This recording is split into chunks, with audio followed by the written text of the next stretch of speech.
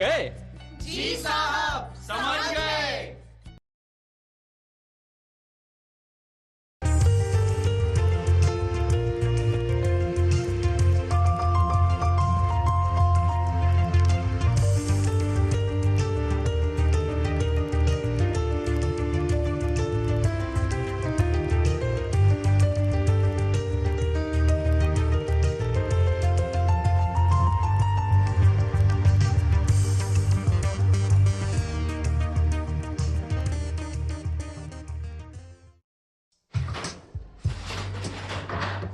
हथकरघा गरीबी से लड़ने में एक अहम अस्त्र साबित हो सकता है। ठीक उसी तरह जैसे स्वतंत्रता के संघर्ष में स्वदेशी आंदोलन था। 7 अगस्त सन 2015 को प्रधानमंत्री श्री नरेंद्र मोदी ने प्रथम हथकरघा दिवस की शुरुआत करते हुए कहा था कि खादी और हथकरघा उत्पाद भी वही उत्साह प्रदान करते हैं जैसा कि मां के प्रेम से प्राप्त होता है। भारत सरकार वस्त्र मंत्रालय द्वारा राष्ट्रीय हथकरघा दिवस मनाने का उद्देश्य स्वदेशी भावना को बढ़ाना है।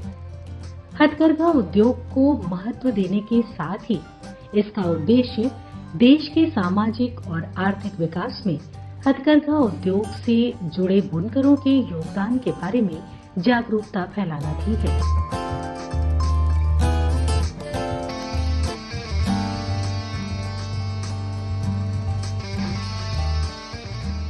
भारत की समृद्ध और विविध विरासत का स्मरण करते हुए हथकरघा दिवस के प्रत्येक संस्करण पर बुनकरों की हौसला अफजाई की जाती है, जिससे कि वस्त्र उद्योग से जुड़े लोगों का जुनून बना रहे।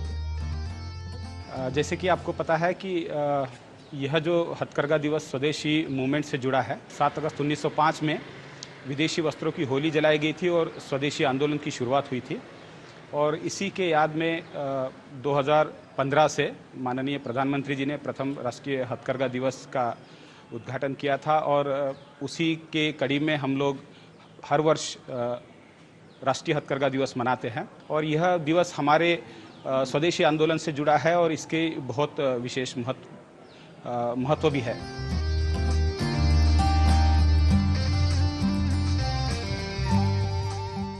हथकरघा देश की गौरवशाली सांस्कृतिक विरासत को दर्शाता है और देश में लोगों के लिए आजीविका का एक बड़ा स्रोत है।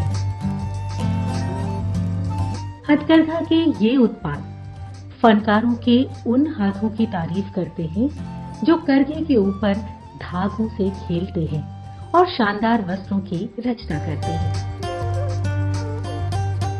इसीलिए हथकरघा के साथ जीवन बसर कर रहे बुनकरों को कल्याणकारी योजनाओं का लाभ देकर उन्हें प्रोत्साहित करते रहने की आवश्यकता है। इससे घरेलू उत्पादों की नई इकाइयां भी स्थापित होती रहेंगी।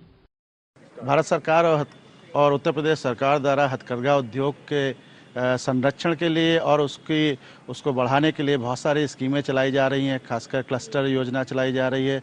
इसके साथ साथ बुनकर परिवार के जो सहयोगी बुनकर हैं उनके बुनकरों को प्रोत्साहन के लिए उन्हें जो है 1000 रुपये प्रति माह के दर से दिया जा रहा है। इसके अलावा जो बुनकर बच्चे हैं, नई युवा पीढ़ी इस बुनकर व्यवसाय की तरफ अग्रसर हो, इसके लिए उनको छात्रवृत्ति की भी एक सुविधा दी जाती है।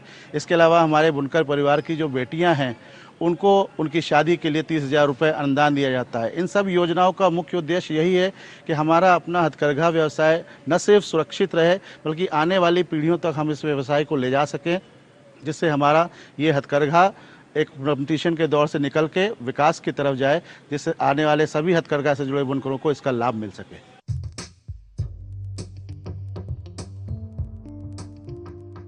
हथकरघा उद्योग प्राचीन काल से ही हाथ के कारीगरों को आजीविका प्रदान करता आया है।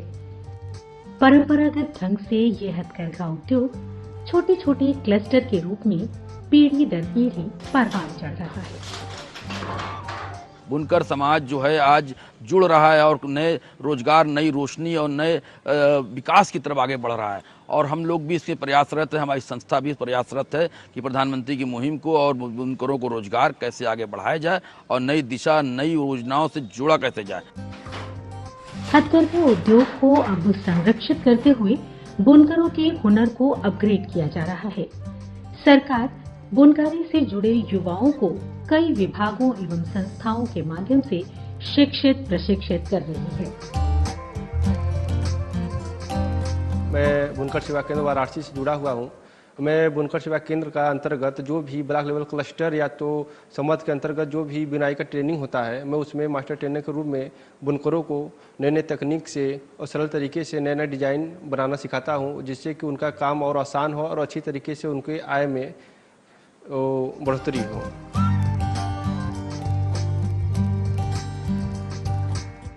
हथकरघा से जुड़े युवा बुनकर तकनीकी रूप से प्रशिक्षित होकर आज के वैश्विक बाजार के अनुरूप नए नए उत्पाद तैयार कर रहे हैं। हमारी मैन्युफैक्चरिंग यूनिट है। हम हर तरह की बनारसी सिल्क साड़ियाँ, फैब्रिक मटेरियल और ड्रेस मटेरियल की मैन्युफैक्चरिंग करते हैं। और हथकरघा यहाँ जो सरकार की द्वारा चलाया जा रहा है, यहाँ से जुड़ने से काफ़ी फ़ायदा हुआ है। यहाँ अपने जैसे लोगों से जुड़ने का मौका मिला है, कुछ उनसे सीखने, कुछ उनको बताने का मौका मिला है। और इसी हिसाब में, इसी लाइन में चलते हुए हम लोग कई सारी तरह की समय के हिसाब से बनारसी साड़ियों की मैन्युफैक्चरिंग कर रहे हैं और उसका मॉडल फ़ोटो शूट करवाते हैं और इसके अलावा जैसा समाज में डिमांड होती है उसके हिसाब से तैयार करवाते हैं बनारसी साड़ी।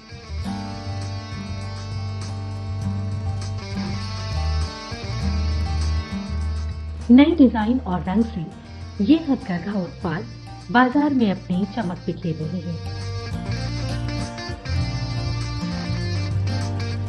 पसंदीदा उत्पाद होने से इनकी कीमत भी अच्छी मिल रही है।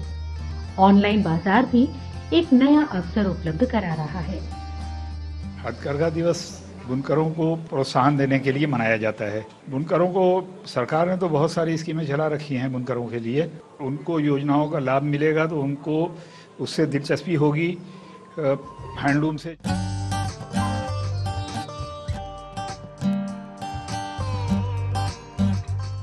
इंडिया हैंडलूम भी भारत में उत्पादित होने वाले उच्च गुणवत्ता के हथकरघा उत्पादों की ब्रांडिंग के लिए वस्त्र मंत्रालय भारत सरकार की एक अनूठी पहल है। इसके माध्यम से हथकरघा उत्पादों को काफी बढ़ावा मिला है। विभिन्न मेले और प्रदर्शनियों में भी इन बुनकरों को अपने उत्पादों को प्रदर्शित करने का मौका मिलता है। इस प्रचार प्रसार से मांग बढ़ती है और उत्पाद की कीमत अच्छी मिलती है। राष्ट्रीय हथकरघा दिवस अपने आप में एक बहुत महत्वपूर्ण इवेंट्स है। इससे सभी भारत के नागरिकों को इसके प्रति जागरूकता होती है और हथकरघा का विशेष महत्व उन्हें पता चलता है और इससे बुनकरों को काफ़ी अच्छी पहचान मिलती है भारतीय स्तर पर, विदेशी स्तर पर, और उनको एक प्लेटफॉर्म मिलता है। उनके जो उत्पाद है उसके प्रति लोगों की रुचि बढ़ती है और यह प्रयास काफ़ी सराहनीय है जो हम लोग बुनकरों को एक पहचान, एक प्लेटफॉर्म दिला रहे हैं।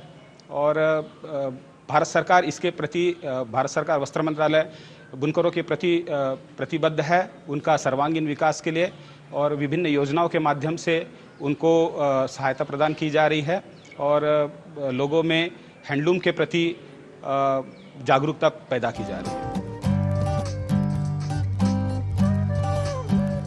बुनकर हथकरघा की परंपरा को सुरक्षित और संवर्धित करते हुए वैश्विक बाजार की मांग के अनुसार नई डिजाइन और इको फ्रेंडली रंग युक्त हथकरघा उत्पाद तैयार कर रही हैं।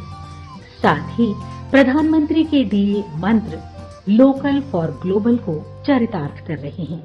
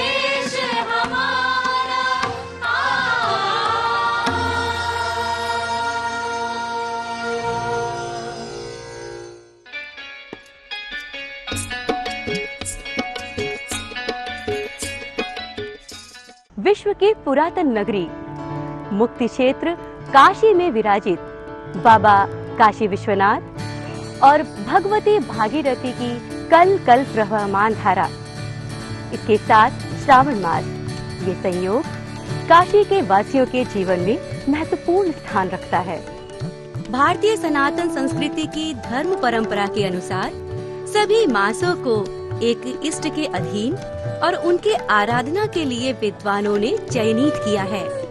श्रावण मास शिव का मास माना गया है। इस मास में शिव की आराधना, अभिषेक और पूजन का विशेष महत्व है। ये वस्तुतः श्रावण का महीना आशुतोष सावधानी बाबा विश्वनाथ जी का परम पवित्र मास है और इस श्रावण मास में भगवान विश्वनाथ जी का दर्शन नित्य अभिषेक और पार्थिव शिवलिंग के पूजन का भी विधान है। काशी धरती में श्रावण मास की बहुत ही अधिक महत्व बढ़ जाता है, क्योंकि जब भूमि भी हो और देवता भी हो और मास भी हो। एक पौराणिक कथा के अनुसार जब समुद्र मंथन हो रहा था तो उसमें से 14 रत्न निकले थे। उसके साथ ही एक महाकोटि विष भी निकला था। उस विष से संसार के सभी प्राणी, सभी जीव जंतु बेचैन हो गए, व्याकुल हो गए। चारों ओर हाहाकार मच गया। इस महाकोटि विष को कौन ग्रहण करे, ये सबसे बड़ा प्रश्न था। बाबा भोलेनाथ ने पूरे संसार के कल्याण के लिए इस विष को अपने गले में धारण कर लिया। कहा जाता है जिस दिन ये घटना घटी वो सावन का महीना था। विष ग्रहण करने के पश्चात प्रभु को शीतलता प्रदान करने की आवश्यकता हुई तो बादलों ने वर्षा की और शिव भक्तों ने प्रभु पर जल चढ़ाया। तब से आज तक बाबा भोलेनाथ के लिंग पर जल चढ़ाने की परंपरा चली आ रही है और सावन में तो इसका महत्व और भी बढ़ जाता है। सावन में काशी की चर्चा होते ही अधिसंख्य लोगों के मन में बाबा काशी विश्वनाथ की छवि उभरती है और आस्थावान शिव भक्त सीधे काशी पहुंच जाते हैं। कोरोना काल के पहले काशी में सावन मास के प्रत्येक सोमवार को देश के विभिन्न प्रदेशों से लाखों की संख्या में कांवरिये आते थे और गंगा स्नान के बाद जल लेकर बाबा काशी विश्वनाथ को अर्पित करने के लिए घंटों लंबी कतारों में खड़े होकर अपनी बारी की प्रतीक्षा करते थे। बीच बीच में हर हर महादेव का जयकारा पूरे वातावरण को शिवमय बना देता था।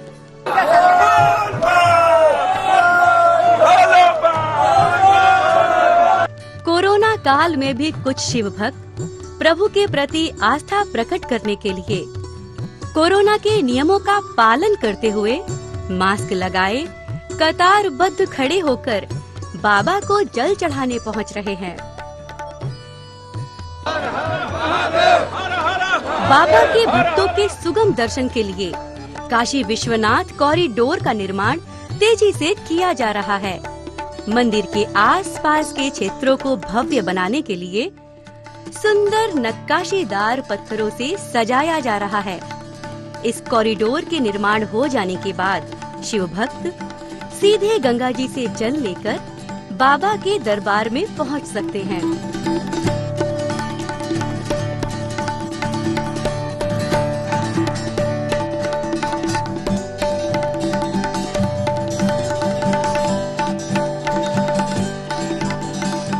देश के 12 ज्योतिर्लिंगों में महत्वपूर्ण स्थान रखने वाले बाबा काशी विश्वनाथ की नगरी में कई ऐसे शिव मंदिर हैं जिनका अत्यंत महत्व है। इन शिव मंदिरों में भी वर्ष भर श्रद्धा और भक्ति की अविरल धारा प्रवाहित होती रहती है। सावन के पावन महीने में इन मंदिरों की छटा निखर जाती है। शिवलिंग पर जलाभिषेक और दर्शन के लिए भक्तों का रेला उमड़ पड़ता है। कहा जाता है कि काशी के कण कण में शंकर विराजमान हैं। काशी की हर गली, हर मोहल्ले में शिव मंदिर मिल जाएंगे, लेकिन इसमें से कुछ शिव मंदिर अपने ऐतिहासिक और पुरातात्विक महत्व के लिए भी जाने जाते हैं। वाराणसी में बाबा काशी विश्वनाथ के बाद यदि किसी शिव मंदिर की ज्यादा प्रतिष्ठा है तो वो है महामृत्युंजय महादेव की। मान्यता है कि समुद्र मंथन के समय समुद्र से निकले विष को भोलेनाथ ने लोक कल्याण के लिए पी लिया था। इस मंदिर में भोलेनाथ का वही स्वरूप विद्यमान है। महामृत्युंजय मंदिर परिसर में और भी कई स्वयंभू शिवलिंग हैं, जिनका काशी खंड में वर्णन है।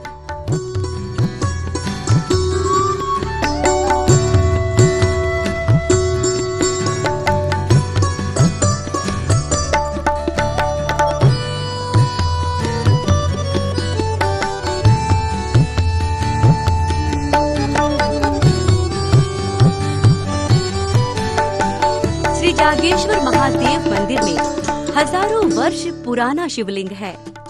मान्यता है कि हर शिवरात्रि को इसका आकार एक जौ के बराबर बढ़ जाता है।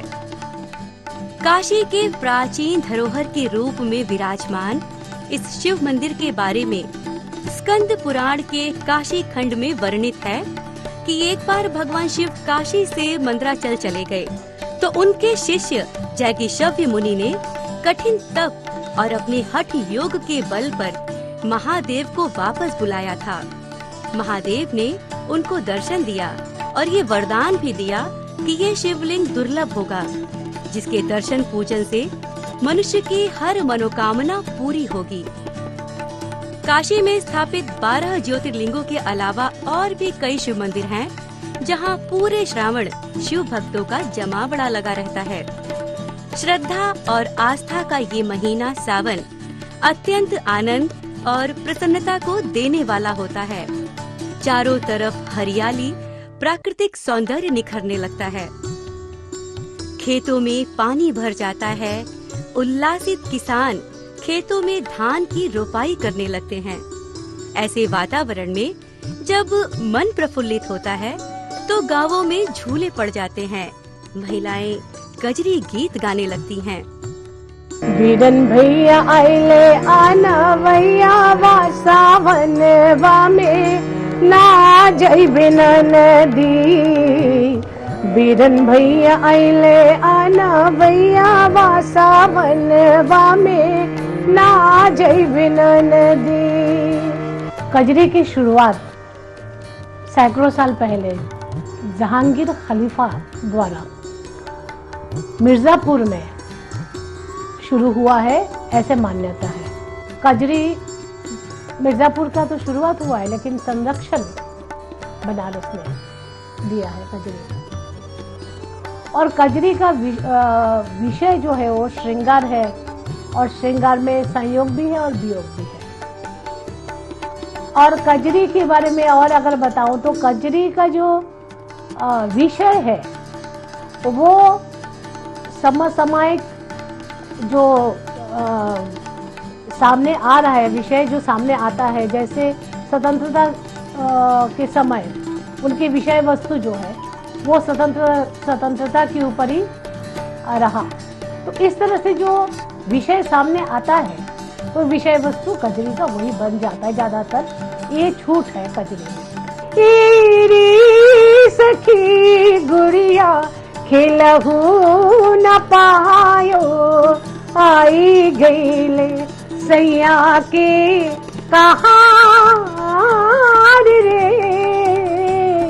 निदिया तले डोला रख दे मुसाफिर। ये वर्षा ऋतु का लोक संगीत माना गया है। कजरी अर्ध शास्त्रीय गायन विधा के रूप में विकसित हुआ है। इसके गायन में बनारस संगीत घराने की खास दखल है। सावन के महीने में कजरी के गीतों पर महिलाएं मनमोहक समूह नृत्य करती हैं।